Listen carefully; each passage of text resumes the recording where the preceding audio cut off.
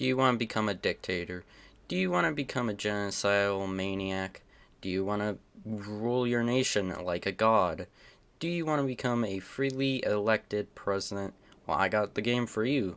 The game is called Hearts of Iron 4, a grand strategy game made by Paradox Entertainment, the same people who made City Skylines. Starts in 1936 and ends in 48, but you can continue after 48, but by then most nations will have hundreds of divisions and your computer will go to a standstill. Hearts of Iron 4 is a very unique strategy game. In it, you have to deal with diplomacy, military might, and building up your economy.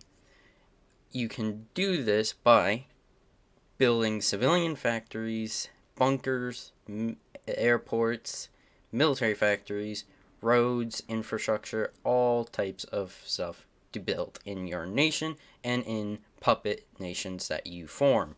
I have many hours in Hearts of Iron 4. I have 500 to be precise, so I should know a lot about the general gist of the game. In Hearts of Iron 4, you have to deal with the Navy, the Air Force, and the Army. Plus, more civilian matters like building factories, roads, trains, airports, naval dockyards, and all types of other stuff. Plus, you have research. In research, you can honestly research better equipment for the Army and civilian uses, including nuclear technology, which later down in the game you can then use to weaken enemies, basically.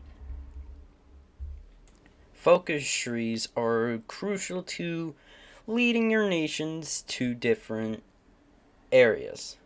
You have the political part of the tree, the army, the navy, air force parts of the tree, and then you have the civilian parts of the tree, which usually just build factories and improve the equality for your citizens.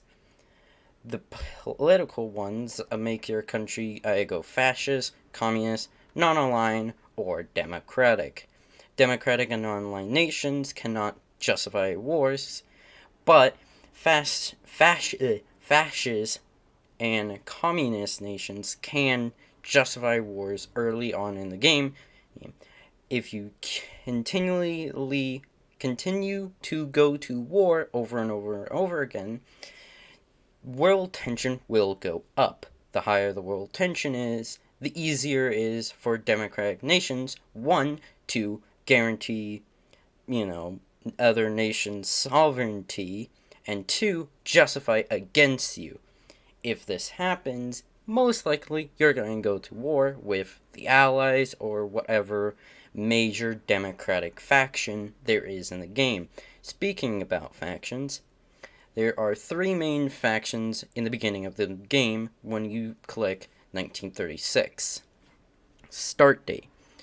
There are the Axis, the Comintern, and the Allies. The Allies are the British Empire and all their nations that are under them. The Comintern is Mongolia, Russia, and Tanatuva, and the Axis is just Germany. However, later on in the game, if you have historical AI on, you will then encounter Japan making their own faction with their puppets in China, going against the Chinese faction, which obviously China will create to counter Japan. The army is a very unique thing. You have infantry, mountaineers, marines, mountain divisions. You have all types of different divisions that you must balance in different environments. Tanks are not going to be good in the mountains, how mountain divisions are not going to be good at naval invading. However, if you can use these divisions where they are good, most likely you're going to win your engagements and win wars. Next up is the Navy. The Navy is relatively pointless. Most players don't even focus.